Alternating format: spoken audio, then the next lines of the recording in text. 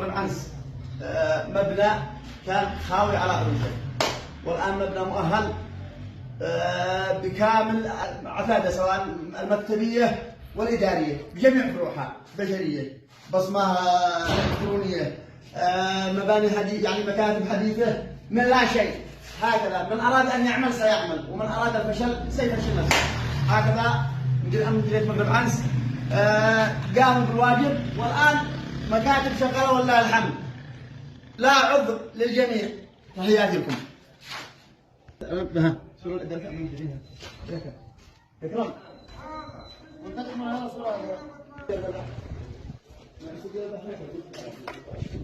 تعال تعال تعال. يا اكرم.